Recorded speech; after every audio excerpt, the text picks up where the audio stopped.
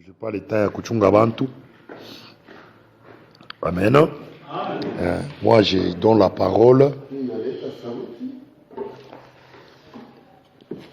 Ok, tout, je suis un peu wima.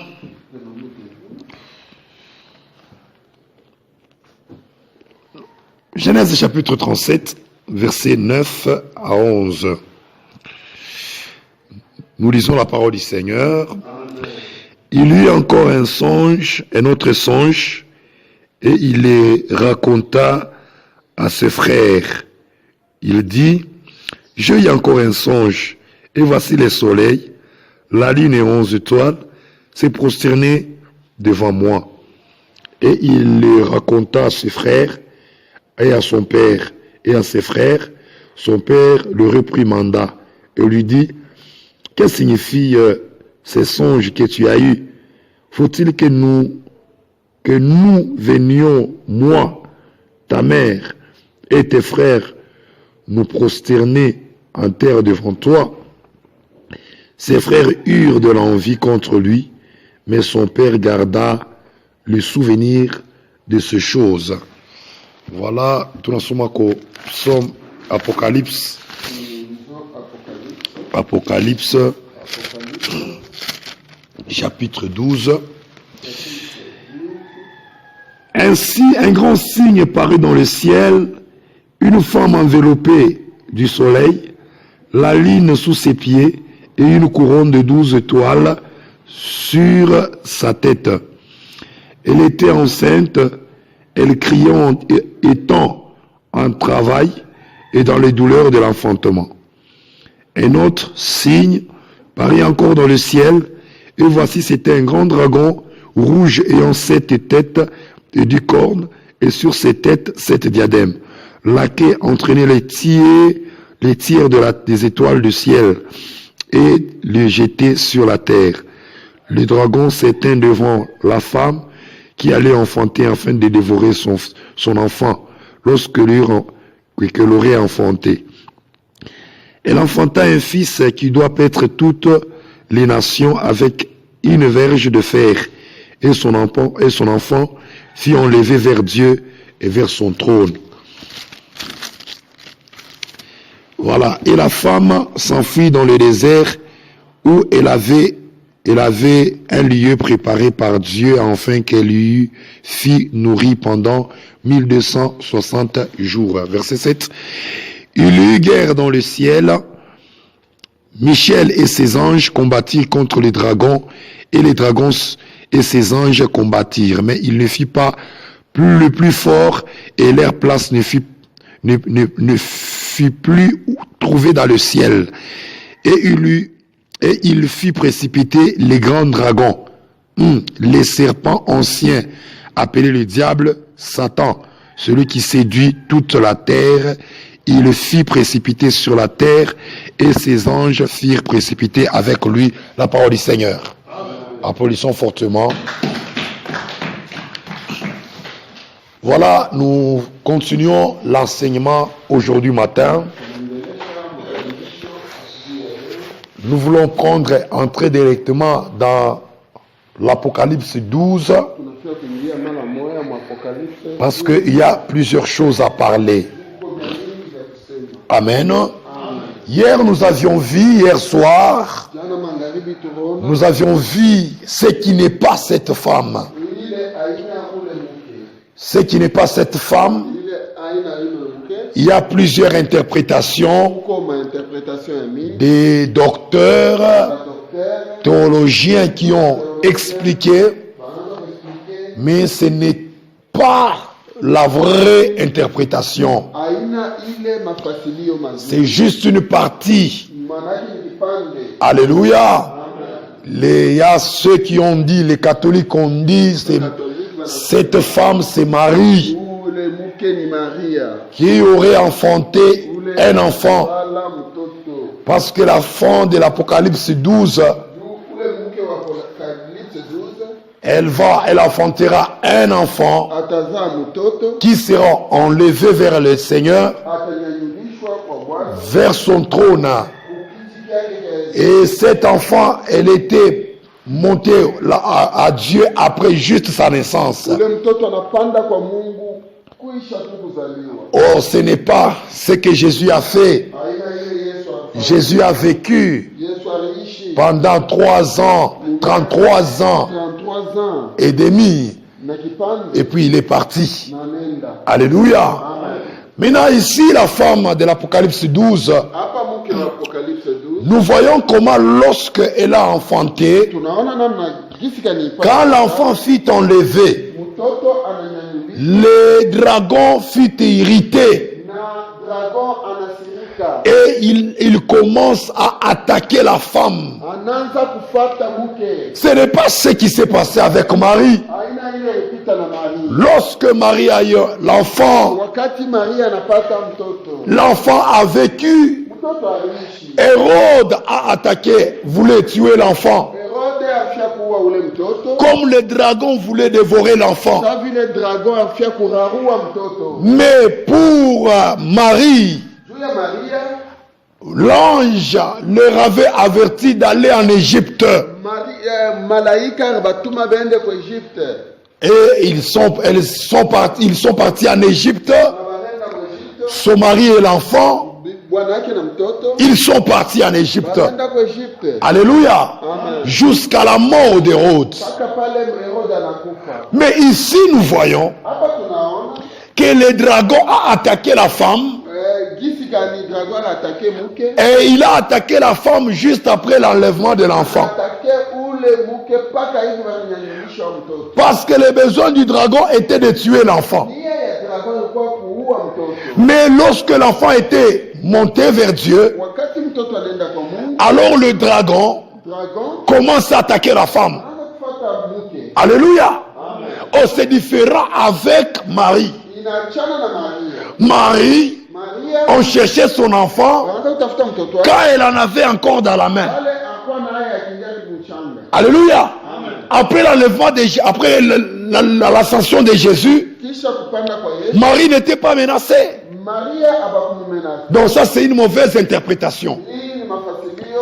La deuxième interprétation, c'est celle des théologiens qui ont dit ceci, que cette femme ici, c'est Israël. Non, c'est une petite partie de la réponse, de la vraie explication de cette femme ici. Alléluia. Amen. Alors cette femme de l'Apocalypse, on a dit c'est Israël. Pourquoi Israël? Parce que Israël est considéré comme une maman, comme une femme, et qui a donné naissance à Jésus. Mais quand nous voyons, oui, c'est vrai, Israël, elle a été dispersée. Il a été dispersé, mais avant même l'arrivée de Jésus. Israël, c'est une nation.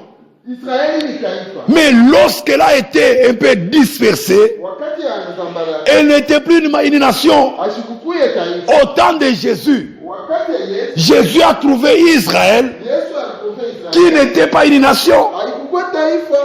C'était un pays dominé par les Grecs et les Romains. Amen. Donc Israël, ce n'était pas une nation. Donc c'est-à-dire, cette vision ne concerne pas Israël seulement. Amen. Ne concerne pas Marie, ne concerne pas Israël. Maintenant, nous venons de lire quelque chose. Nous allons faire un peu la référence dans d'autres livres pour qu'on comprenne très bien la femme de l'Apocalypse 12 ici. C'est qui? Nous allons d'abord le voir, c'est qui cette femme ici. La première chose que nous voyons ici, on nous montre, la Bible dit qu'un grand signe parut dans le ciel. Donc c'est-à-dire ici, cette vision, ça se passe dans le ciel. inapita mbingu et non sur la terre. haina hapa pa udongo. Donc cette vision ici Hii onyo concerne le ciel. inaangalishwa ni mbingu. Vous fata? Amen. Donc cette vision, cette femme ici, Hii mke huyu c'est dans le ciel. ni mbingu. Ce n'est pas sur la terre. Haina hapa pa udongo. Quand nous disons que c'est dans le ciel, Wakati tunasema ni mbingu, en d'autres termes, kipindupindu c'est la vision de Dieu. ni onyo ya Mungu. Donc cette femme ici, c'est selon la vision de Dieu. Huyu mke ni kufuatana na onyo. Ce n'est pas le signe qui va se passer sur la terre comme Jean a vu. Alama ili itapita pa bulongo saa vile Yohana aona. Cette vision ici, elle est comme ça par rapport à la vision de Dieu. Hii onyo iko hivi kufuatana na onyo ya Mungu. Mais sur la terre, Pa budongo il y a une différence. kuko achanisho. Mais il faut d'abord comprendre Inapaswa uelewe qu'est-ce qui se passe sur la terre, nini kunapita pa budongo. quels sont les signes dans l'Ancien Testament Ni malama kali ya magano ya kale qui font référence à cette vision du ciel. nafanya reference na hii onyo. C'est par là que nous allons comprendre Ndio pale tutaelewa la vraie signification de cette femme ici. alama ya mzuri ya huyu mke. Parce que par rapport au temps, cette femme, elle est différente de Marie. Kufuatana na wakati huyu mke anachana na Maria. Cette femme, elle est différente d'Israël qui est une nation. Mke anachana na Israeli, hii iko taifa. Donc la première des choses, Ya kwanza cette vision, hii onyo c'est dans le ciel. ni mbingu. Qui dit dans le ciel, Inasema mbingu c'est-à-dire selon la vision de Dieu. kufuatana onyo ya Mungu. La manière dont Dieu voit les choses. Na ile Mungu yuko naona vitu. Que Dieu te bénisse encore. Une femme enveloppée du soleil. Mke mwenye kufinikwa na jua. La première des choses, nous voyons quoi? Tunaona ya kwanza ni Le soleil. jua. La lune sous ses pieds Mwezi kumikulu yake et une couronne de 12 étoiles sur sa tête. na taji la manyota 12 pa kichwa yake. Nous voyons la présence du soleil, Tunaona nous voyons la présence de la lune, tunaona koko mwezi, nous voyons la présence des étoiles. tunaona mwangaza nyota. Nous avions vu avec vous la première femme, c'est la femme de Genèse. Tunaona ule mke wa kwanza ni wa Mungu.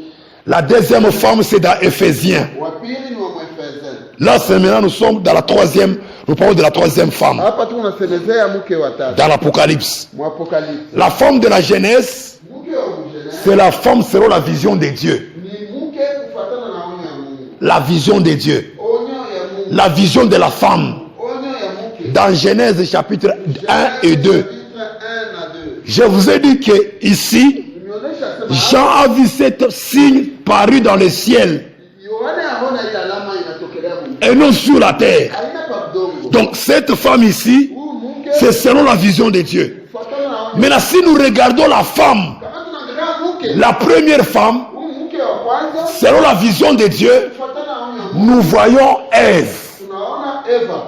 Et quand nous regardons Ève, Tunaona Eva au commencement, mwanzo, nous allons voir tutaona la présence du soleil, la présence de la lune, la présence des étoiles. na nyota na mwezi. Quand nous regardons Genèse chapitre 1, Genèse 1 on nous parle du soleil, banatuonesha juu ya yu, on nous parle des étoiles, banatuonesha juu ya miezi, on nous parle de la lune. banatuonesha juu ya mwezi. Amen. Amen. Quand nous regardons dans Apocalypse 12, Kama tunaangalia Mwapokalipsi, on nous parle du dragon. banatuonesha juu ya dragon. Et quelque part la Bible dit Fasi nyingine Biblia inasema que ce dragon ici, huyu dragon c'est le serpent ni nyoka. qui séduit toute la terre, Huyu eko naangusha dunia mzima. qui séduit les nations. Eko naangusha taifa. Quelle est la femme Mke ni nani? qui a été séduite par le serpent? C'est qui? Alikuwa sedui kunyoka. C'est Ève. Ni Eva. Amen. Amen. Là, vous allez peut-être me comprendre. Hein? Unanielewa pole pole? Donc ici, Hapa il y a la présence Et non seulement du soleil, haina presence paka ya yua de la lune des étoiles, ya mwezi, il y a la femme, kuko muke, il y a le dragon, kuko dragon, qui est le serpent. ule konyoka, Et il y a le mot séduit. kuko mambo kuseduire, Il y a le mot séduire. kuko mambo La femme ici, huyu muke, qui au devant d'elle, il y a le serpent, kumbele yake kuko nyoka, qui séduit toute la terre. ule eko na musha Or, la première personne mtu wa kwanza qui a été séduite anakushiwa par le serpent, kunyoka c'est Ève. Eva. La deuxième des choses, Wa pili, quand nous regardons kama tunaangalia dans ce livre ici, hii kitabu, Amen, amen, que Dieu nous bénisse abondamment. amen. Waouh, waouh, waouh, waouh, waouh, waouh.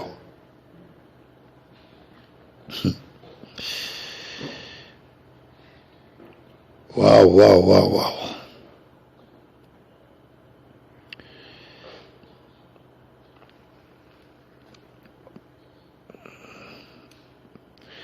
Ok. On parlait de... Ok, verset 16. Et la terre secourut la femme, et la femme ouvrit sa bouche, et la terre plutôt ouvrit sa bouche, et engloutit les fleuves que les dragons avaient lancés de sa bouche. Verset 17. Et les dragons furent irrités contre la femme, et il s'en alla faire la guerre au reste de sa postérité. Quand nous regardons ici Genèse chapitre 3, Hapa Genèse chapitre 3. prenez Genèse chapitre 3. Nenda Genèse chapitre 3. Prenez Genèse chapitre 3 Ubebe et Genèse Apocalypse chapitre 12. na Apocalypse 12. Mettez ensemble ces deux chapitres. Uweke hii chapitre pamoja. Vous allez comprendre la signification et l'identité de cette femme ici. Utayua anwani ya huyu mke. Lisons Genèse chapitre 3. Genèse chapitre 3. Ok, verset 14. Verset 14. Verset 13 d'abord, la Bible dit, et l'Éternel Dieu dit à la femme, pourquoi as-tu fait cela? La femme répondit, le serpent m'a séduite. Tu vas pas t'affaire maintenant nini? Serpent va séduire, hein? Pour séduire. Devant la femme, hein? Donc cette femme c'est Ève. Ule mke ni Eva. Voilà. La deuxième des choses, Ya pili, l'Éternel Dieu dit au serpent, wa milele Mungu akonesha. pourquoi tu as fait cela? Jua nini nafanya hivi? Tu seras maudit entre tout le bétail Utakuya mwenye kulaaniwa et entre tous les animaux des champs. na banyama wote wa mashamba. Tu marcheras sur ton ventre. Utatembea pa tumbo yako. Tu mangeras de la poussière tous les jours de ta vie. Utakula mvumbi kila siku za maisha yako. Et je mettrai l'inimitié entre toi et la femme, Nitaweka gawanyo entre ta postérité et sa postérité. uzao wake na uzao wako. Nous retrouvons quoi ici encore? La postérité. Et dans l'Apocalypse que nous venons de lire, Mwapokalipse mle tunatokea kusoma. nous avions entendu que le serpent a fait quoi? Il est allé combattre les restes de la postérité de la femme. Anaenda kukombanisha uzao wa mke. Alléluia. Celle-ci t'écrasera la tête et tu lui blesseras les talons. Na utamuluma kumuguu. Il dit à la femme, Akaonesha mke. verset 16, 16. j'augmenterai la souffrance de tes grossesses. Mitaongeza mateso maumivu ya mimba yako. Tu enfanteras avec douleur. Utazaa na mateso. Ici nous voyons quoi? Enfanter avec Kuzaa douleur. maumivu. Et l'Apocalypse 12, la femme de l'Apocalypse, la Bible dit quoi? Biblia inasema nini? Qu'elle était dans Akuya la douleur de l'enfant, de l'enfantement. akuya na maumivu ya kuzaa. Munafata même concordance. Munafata. Elle était, verset 2, elle était enceinte, elle criait étant en travail dans le douleur de l'enfantement. Donc par ici, nous allons comprendre que la femme de l'Apocalypse 12, c'est la femme de Genèse. Ce n'est pas Marie, ce n'est pas Israël. La femme de l'Apocalypse 12, c'est la femme de Genèse. La femme de l'Apocalypse 12 est apparue dans le ciel et non sur la terre. Cette vision concerne le ciel. Et Genèse chapitre 3, nous voyons la femme selon la vision du ciel. Selon la vision de Dieu. Maintenant, cette femme ici, elle était revêtue du soleil. Les étoiles, les 12 étoiles, elle avait une couronne de 12 étoiles.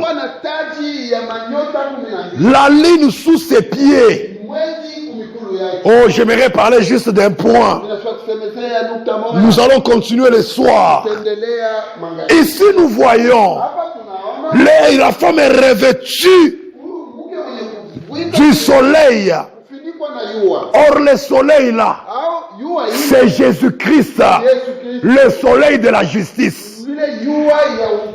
Oh, la Bible dit ceci concernant la femme d'Éphésiens chapitre 5. La Bible nous parle, la Bible nous conseille de revêtir l'homme nouveau qui est créé selon l'image de Dieu. Or, cet homme nouveau là, c'est Jésus-Christ de Nazareth. Alors, la femme de l'Apocalypse, c'est une femme qui est revêtue déjà de l'homme nouveau.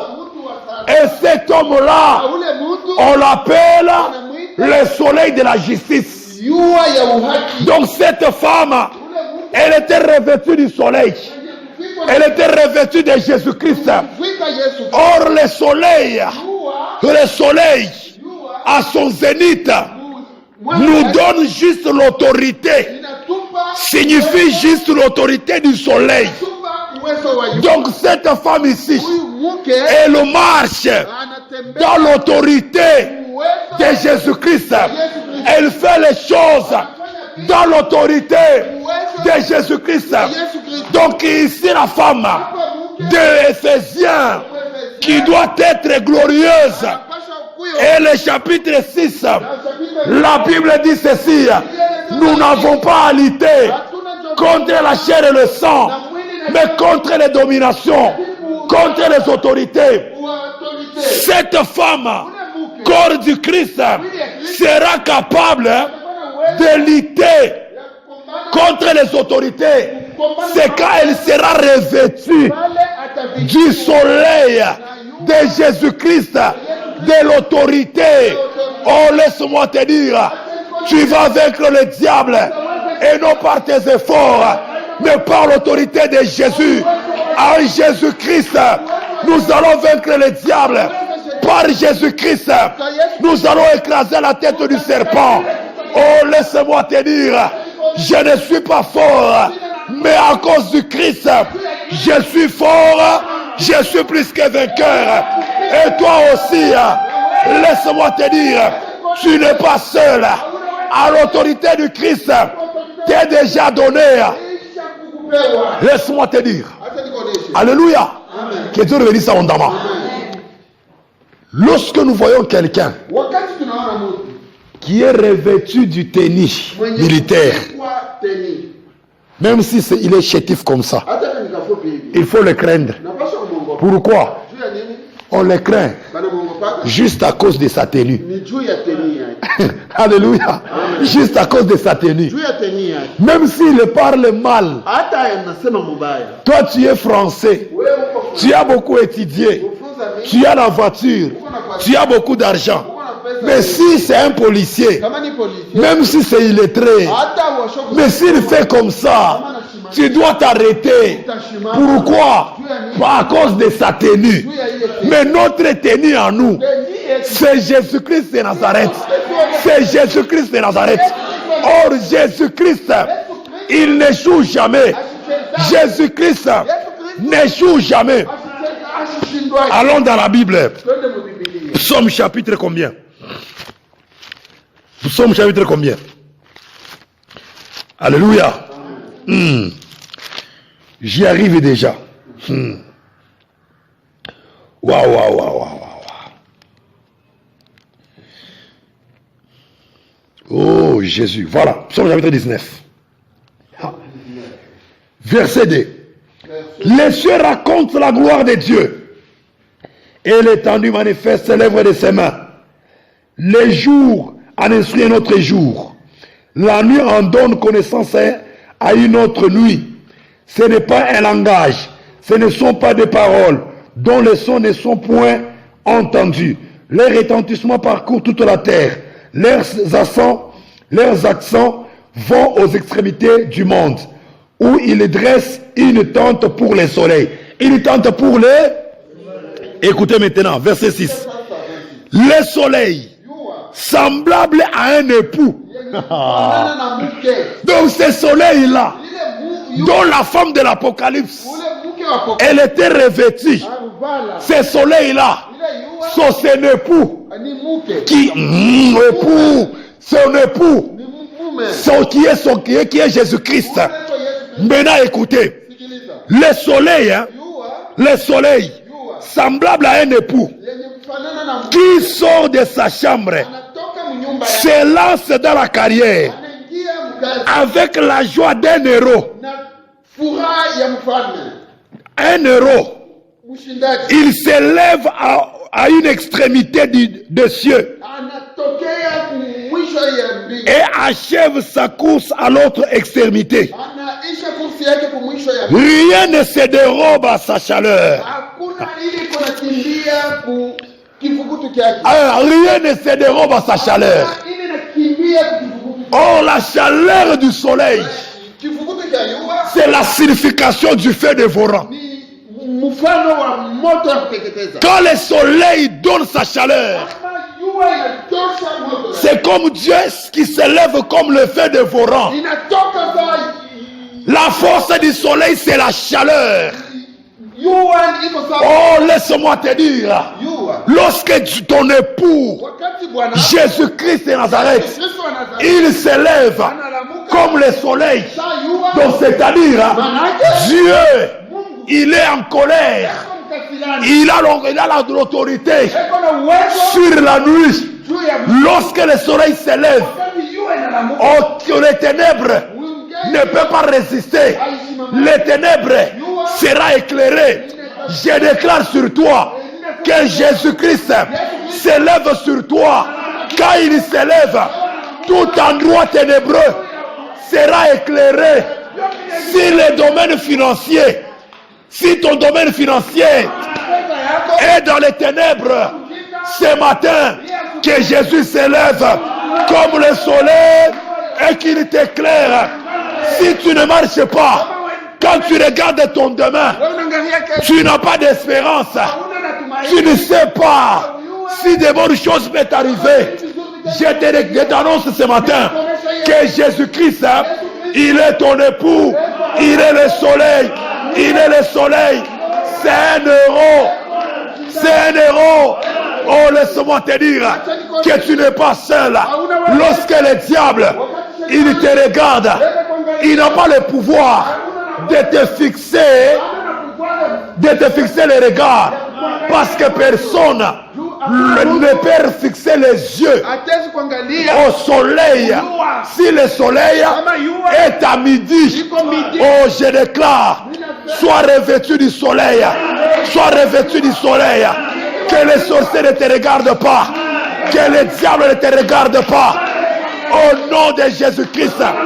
Le problème c'est quoi?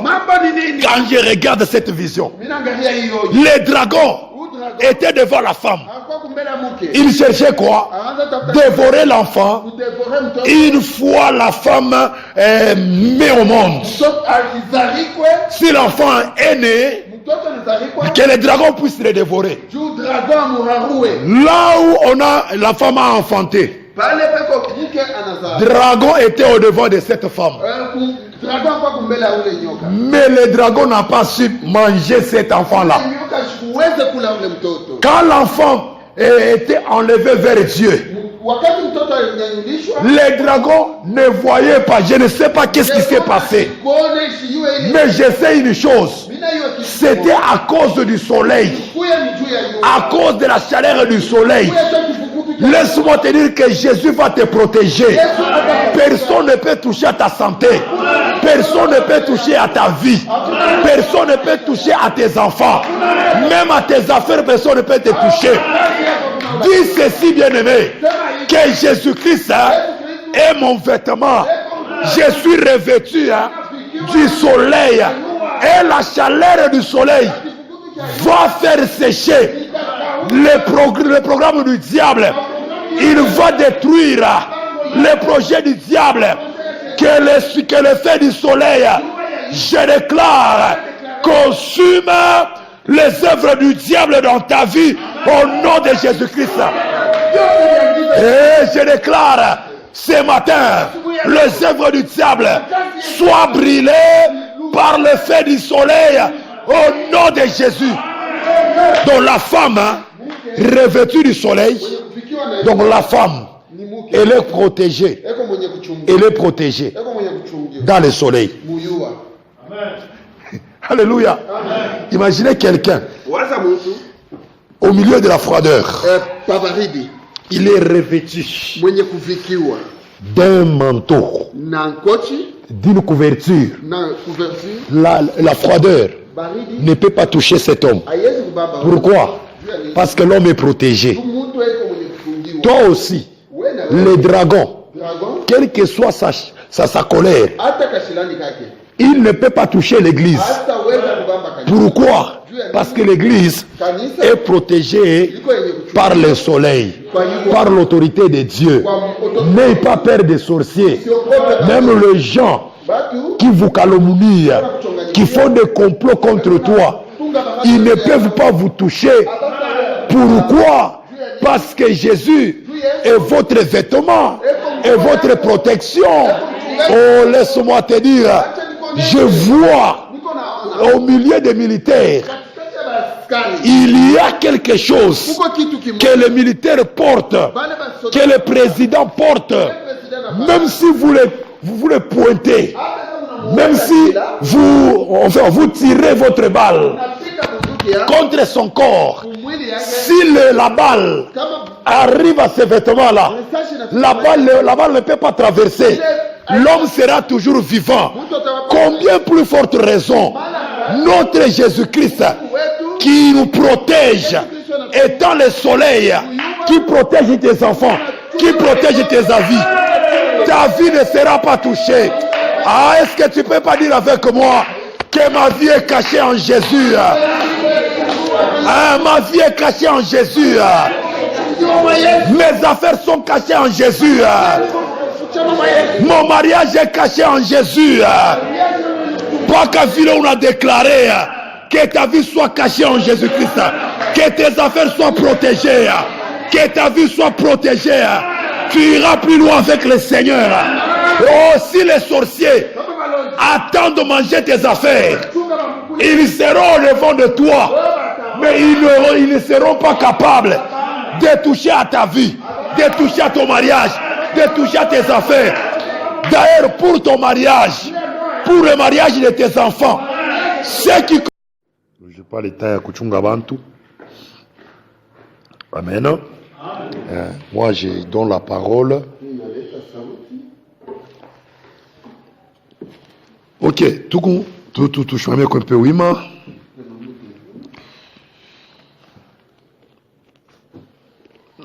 Genèse chapitre 37, versets 9 à 11. Nous lisons la parole du Seigneur. Il y eut encore un autre songe, Et il les raconta à ses frères. Il dit, j'ai eu encore un songe, et voici le soleil, la lune et 11 étoiles s'est prosterné devant moi. Et il le raconta à ses frères et à son père et à ses frères.